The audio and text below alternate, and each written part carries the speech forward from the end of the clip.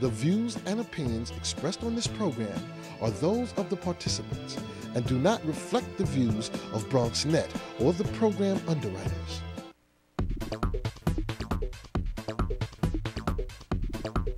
BronxNet. Your voice, your views, your vision.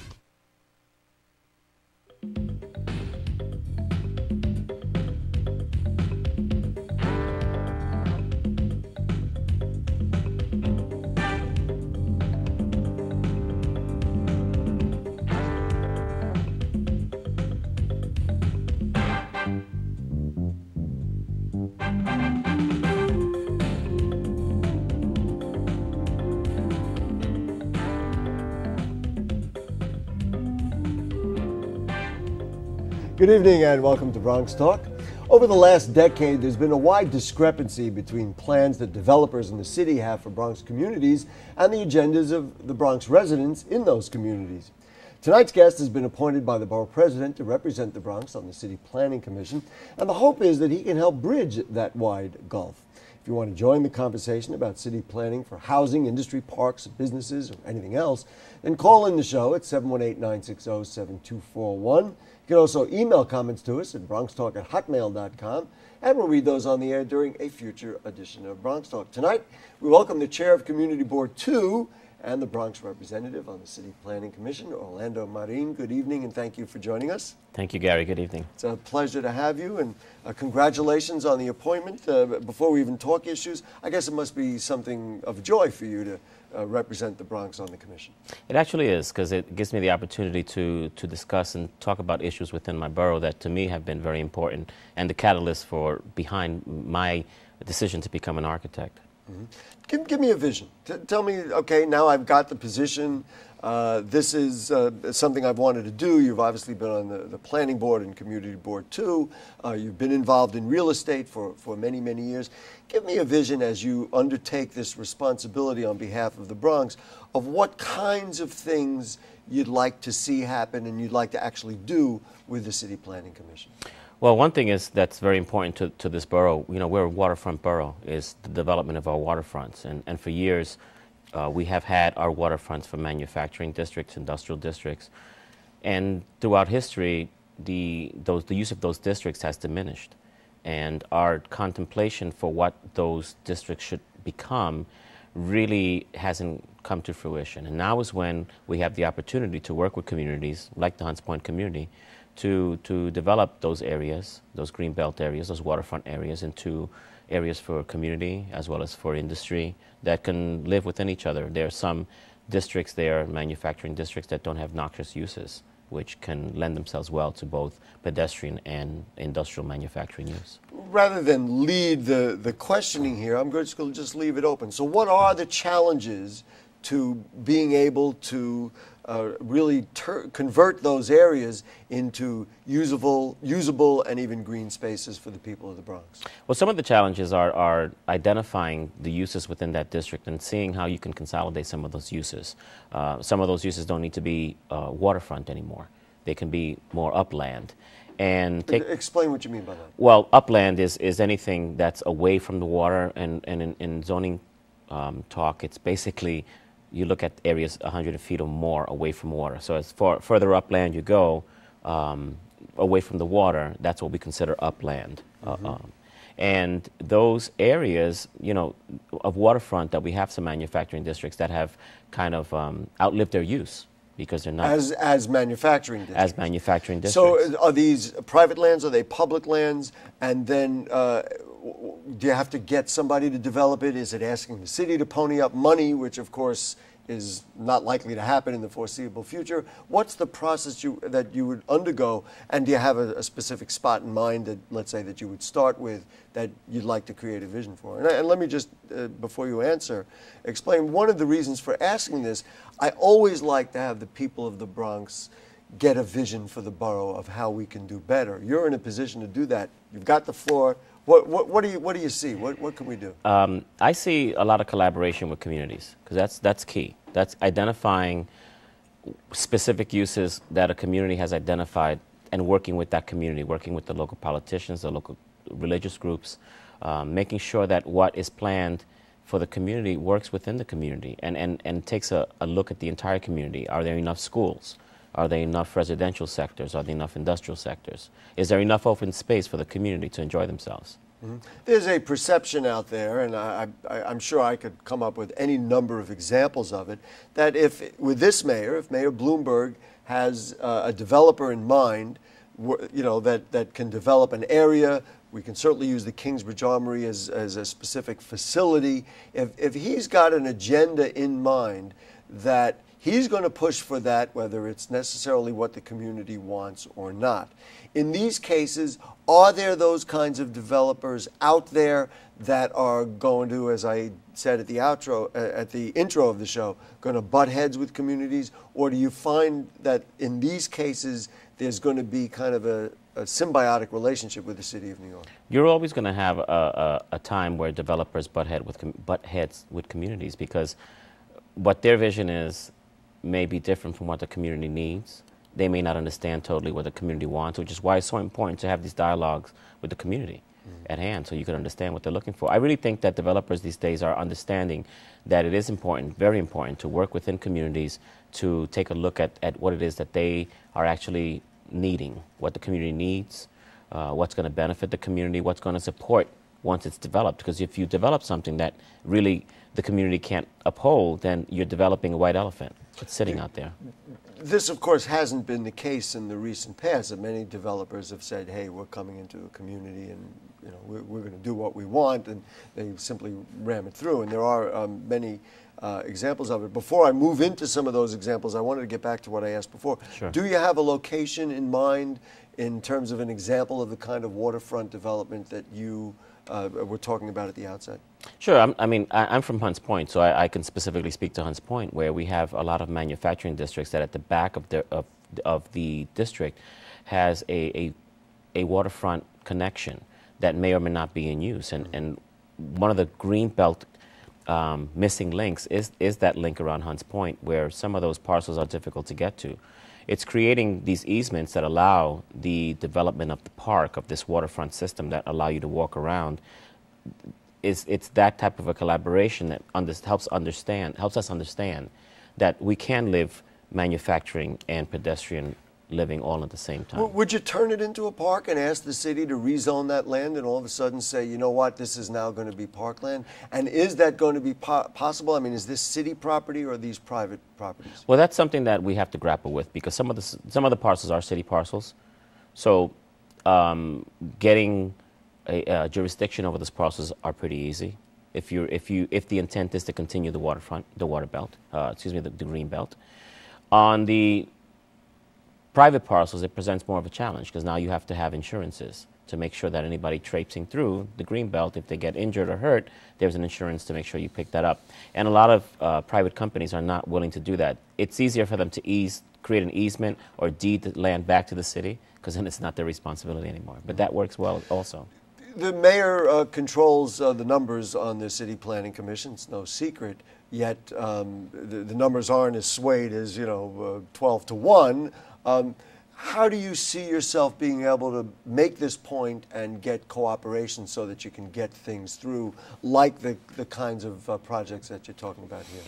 Well, I haven't started yet, so. All right. So check me in a couple of months. Huh? Check me in a couple of months. No, but I think the important thing is that you have to be a team player, and you have to be willing to have dialogue with other members of the Community Planning Commission, and be able to state your case as to why your plan, your idea for the borough or for a certain part of the borough is a good one.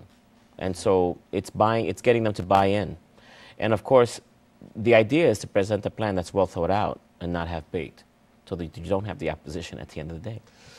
You mentioned that, and we've talked about this at length on the show, and one of the long debated plans is the Kingsbridge Armory. Many people felt, and as I said, we've talked about it on the show, is that the task force presented an incomplete plan and kind of threw it back to the city and said, okay, Mr. Mayor, and of course the Development Corporation, now you make a choice and you decide which is best. What is your vision about the Armory, and should we have a fuller plan at this point after all this time of waiting? Well, I haven't been able to study the Armory as much as I would have liked to, but what I can tell you is at this point is that what we didn't need was another shopping mall. You know, we would have been taking business away from Fordham Road, which is a viable shopping district at this point. We would have created jobs temporarily, and then once the construction was over, then what would have happened? We would have had a shopping mall that may or not stood empty at this time based on what's going on in the economy, and may or may not have taken interest away from Fordham Road. And then what you're doing is you're creating another pocket, another empty void at Fordham, may fill up Kingsbridge, and then from time to time you're going to see there's going to be a shuffle. Then Kingsbridge will be successful and Fordham won't, and then Fordham will become successful and Kingsbridge won't. And so you've never really added anything in your vision there. You're saying you're just kind of treading water. There really was no value, in my mind's eye, there was really no value added to having a huge shopping mall there. Right. And I think that what needs to happen is the community needs to be polled again, and there need to be charrettes, as the city planning is doing all throughout the city, to decide what would be best for that part of the community. You know, I do want to mention to our viewers, if you want to ask about your neighborhood or anything going on in your neighborhood, then of course you just call up and you can say, hey, we've got this area, for instance, and maybe Mr. Marin can help sort some of that through, or you can lay an idea on him that he can bring to the City Planning Commission. I want to go back also to what you said about developers and maybe the changing tide, which would come as welcome news to people in the Bronx who've been fighting so many different onslaughts over the last dozen years, if not longer. One of the issues is overdevelopment and out-of-context development that is choking neighborhoods. And you see it not only you know, in one place, but whether it be Riverdale or Wakefield or certainly areas of the South Bronx. Your background is in housing and real estate planning.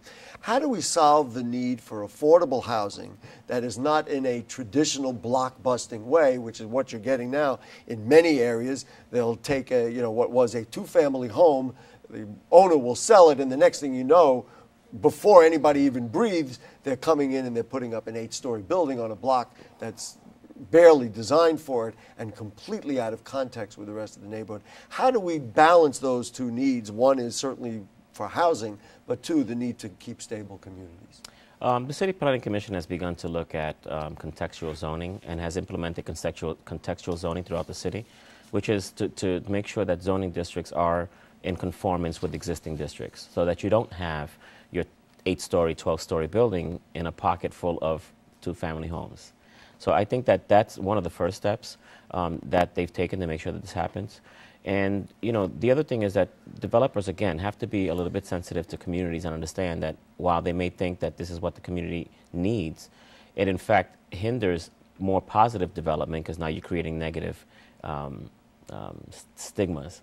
You're just putting up development just to put it up to make a buck and leave, and that's not what communities need or want.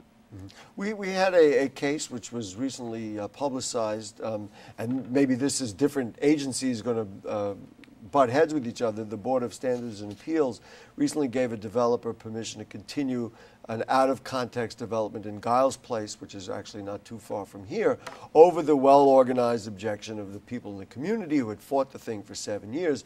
In essence, the developer, it was said the developer was too far along, and we basically can't stop him now. Again, how do we rope this in so this works with and not against communities that are fighting so hard for the solvency of their neighborhoods?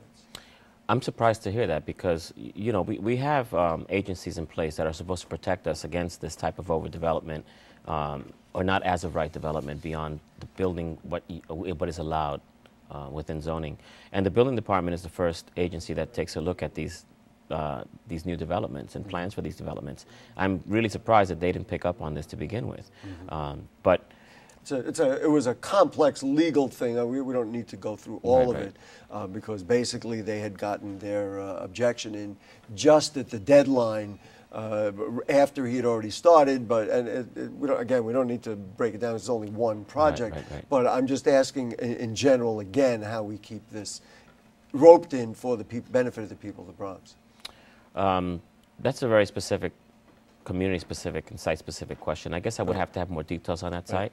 But you know, it is a problem, and the commission, the building department, has begun to see it. As a matter of fact, we had an issue like this in our community where we're still grappling on how we're going to deal with it, where a developer actually took a private parcel While on the community board, we actually requested him to come in and share his plans and thoughts with us, and he refused.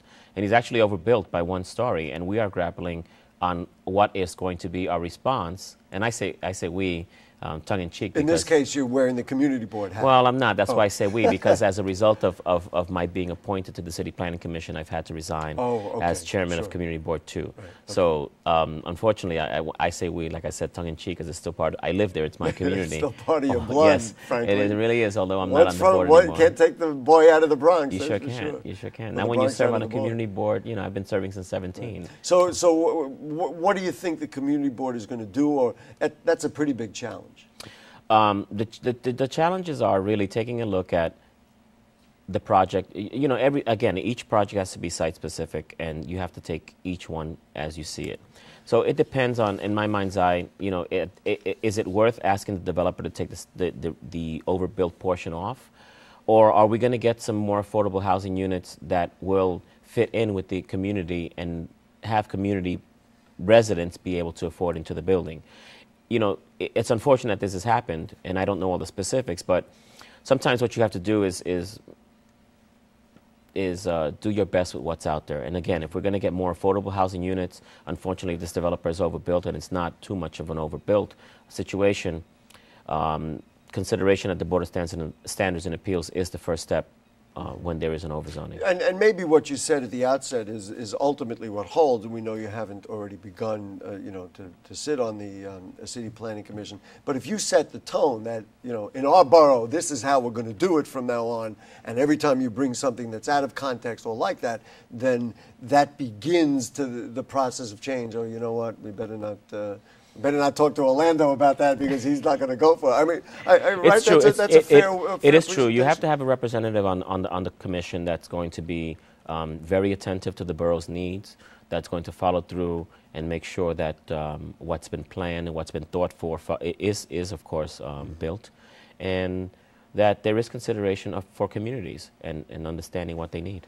Let's talk about this whole, and the borough president was very specific about one of the projects I'm about to mention, about this homeless population and how we're maneuvering, or the city is trying to maneuver communities around. The Bronx has 40% of the city's homeless population. People in Westchester Square have been very concerned because what they've done is they're taking a transient population, the homeless population, putting it in a place that was a residence for stable people. In essence, the same thing with the Muller Center up in Wakefield is happening, which wasn't necessarily a residence, but it was certainly a stable facility, and they're destabilizing that spot and consequently the neighborhood. Does this require a ULURP process, or is this one way to go through this process to protect communities? Is this a direction that, let's say, the people at Westchester Square and in Wakefield who've been fighting very hard, is this a way they can deal with this kind of thing? Absolutely. The ULURP process is where this should have all begun. When you are changing a use, especially when you are programming a building for a specific target population like the homeless, there should be a ULURP process identifying what's there going to be a change, what the change is going to be in the use of that building. Mm-hmm. So your recommendation for the people who would be fighting those issues are, let's take that up and go through whatever legal process you can to make sure there's a ULURP process Absolutely, involved. And it is respected, and at the end of the day, everyone comes out winning. Of course, you know, I giggled a little when you said that it's respected because, of course, many times we've had these various impact statements of all sorts, and it's like they say one thing, but they have no bearing because the powers that be just simply ignore them, which would raise another question.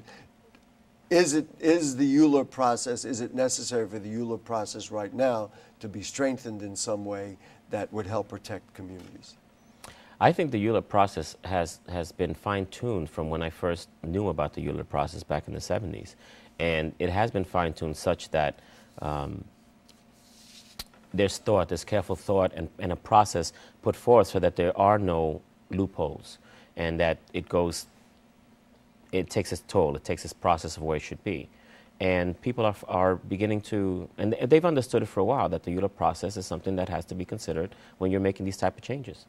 You know, I'm going to ask you about a project that's already undergone a renovation, and that was the renovation at Pelham Parkway. And the city had a proposal, which, and we did it on the show, and everybody was like, oh, this is the only way we can do it. Unfortunately, we have to lose, I forget what the number was, 150 trees, something like that.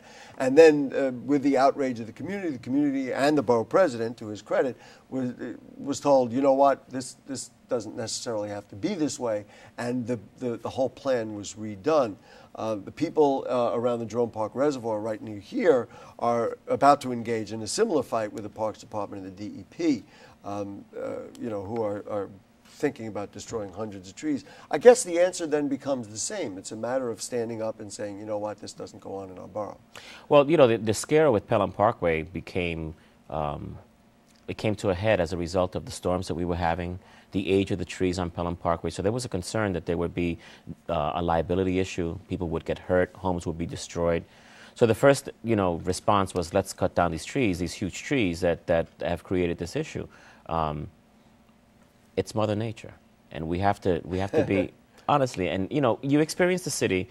One of the things I admire about the City Planning Commission is how they've interpreted how you view the city. And as a pedestrian, you know, we don't look up. We actually see to a certain vantage point, and 30 feet, 40 feet up. And the trees lining streets not only give us a pleasant view, give us oxygen, clean the air. And the fear of these trees falling is a valid one, but you also have to consider the benefits of these trees. And so there wasn't really a quick study to see which trees were valid or not. They were just very concerned about which trees should come down because of the storms. And they had to rethink that because the people were saying, wait a minute, you know, this will happen, and we just, you know, we can't cut down every tree as a result. My sense is that's as good an example as we've had recently of people of the Bronx taking a hold of something and actually having impact on something they were not so pleased about. People are beginning to realize, I mean, with the advent of social media, people are beginning to realize, and even those that don't use social media are beginning to realize that, you know, it's in numbers that you get a good response. And so they organized. It wasn't through social media, but they organized and they made their point. Save our trees, let's keep our trees. And they certainly did. Let's talk about a project that, again, I repeat that we've covered it on our show, and that was the whole notion of the Sheridan Expressway and whether the Sheridan should be taken down. First of all, before we even ask about some of the specifics, do you have a feeling on that? Should the Sheridan come down? Or is it one of those things where it serves its purpose by helping to divert some of the traffic? I don't think the Sheridan should come down. I've ridden the Sheridan since I'm a little boy, a little kid. You know, it was a way for us to get onto the Bruckner Expressway, and to rarely gets backed up. Or rarely gets backed up. Well, when I was a kid, it got backed up a lot. So, you know, we're lucky today. I can only speak for now. Then. No, it really gets backed up, and it's been a bone of contention for a while, specifically with a lot of folks that live in that area. And there's a happy medium. There's going to be a happy medium. City Planning Commission has actually put together a task force, of which I was a member of as the chairman of Community Board 2. And now wearing the other hat. Now I'm on the other side of the Planning Commission, so I can't participate in the task force anymore. But the task force is beginning to take thoughts and ideas from the community to meld them into one complete. What would a midpoint be? It seems to me you're either taking it down or you're not. If you take it down, then you can debate what should be there. What would a midpoint be? Or a compromise of some sort? A compromise would be, in my mind's eye, platforming over the Sheridan, as we've seen with the consolidation of the housing projects on Park Avenue many years ago, where they built over the Park Avenue Railroad. It's a so platforming over it, and then what goes on top of those platforms? Well, you have Starlight Park, which is on the opposite side. A myriad of things. You can have some shopping. And still maintain some of the traffic that goes absolutely, across? Because what will happen is you're creating a tunnel. So you're going to be, my ideas of platforming over is creating a tunnel so the Sheridan continues to exist. Is there money to do that? Could there be money to do that? There could be money to do that, but and again, this is something that's a long-term project that wouldn't take one development phase. You know, we're talking about a few development phases, an injection of anywhere between 700 and 2,000 units of housing, some retail, a little bit of park to augment Starlight I guess Park. one of the issues, and I hear this all the time with all different projects, again, certainly with the Jerome Park Reservoir, frankly, people might have seen, I put an op-ed piece in one of the local papers about it, is that they come out with a phase 1, and then everybody gets started, but then they don't have phase 2 and phase 3, or the economy changes, or the politics changes, and all of a sudden the people who are waiting for phase 2 and 3 for a long-term project don't get to see that. I guess that could be a fear if you talk about a number of phases for the Sheraton. It could be a fear, but if you have commitment and if you decide that this is a long-range plan, I mean, look at the mayor's Plan YC. It's not something that was meant to unfold itself in 5 or 10 years. It was meant to unfold itself over a period of years and took into consideration many changes that would occur as a result of starting the implementation of the plan. Likewise here, you're going to have a situation where it's going to take a while in terms of funding, but if you have the commitment to make this happen, you know, the first structure would be the platform. Second structure would be a couple of the buildings. I wonder if there's a way to, you know, certify that this is going to happen, but I guess... We'll see. We don't know. We'll have to fight for My it. last question, and we're preciously out of time, as we always seem to be, how do you protect the Bronx? Many people are concerned that, you know what, you talk about big development, but then all of a sudden the people who've lived there for years are no longer welcome because the housing is out of context economically and they can't live there. Especially in the southwest Bronx, there's a lot of rumors out there with the Gateway Mall that this is really a long-term plan for somebody else, not to benefit the people of the Bronx. How do we protect against that? We protect against that by taking our residents and making sure they're well educated and they are prepared for the workforce. Part of the problem is that our borough, as a result of the fires of the 70s, we were left with the poorest of the poor. We had nowhere to go, and I say we because I was part of that. And we had to maintain here. Mm-hmm. And as a result, you know, there were pockets of poverty created through certain programs, all for the benefit of the borough. I don't see this as a negative. I see this as a positive because we've learned from it and we're moving forward. Okay, boy, I would love to pursue it, but we're out of time, and so we're going to have to invite you back when you get a little more seniority on that. And I will be more than happy to come back. Because there's just so much to talk about. Orlando Marin. Yeah, I was just warming up here. Good luck, and congratulations on the appointment. Thank you. And sir. then we have more. Well, you know, we love talking the Bronx here. Maybe a way to educate the people of the Bronx is to have them watch our show. That Sure. would be nice.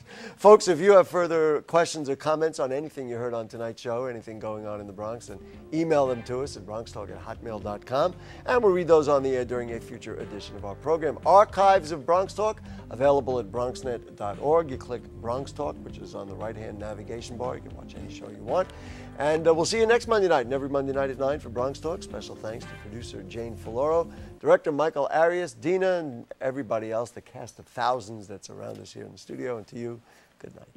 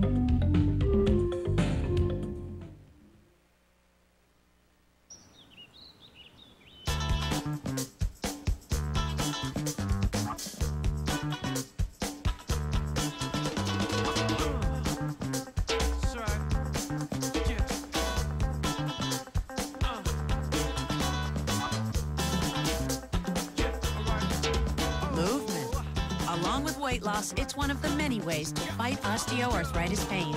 For more information on managing pain, go to fightarthritispain.org.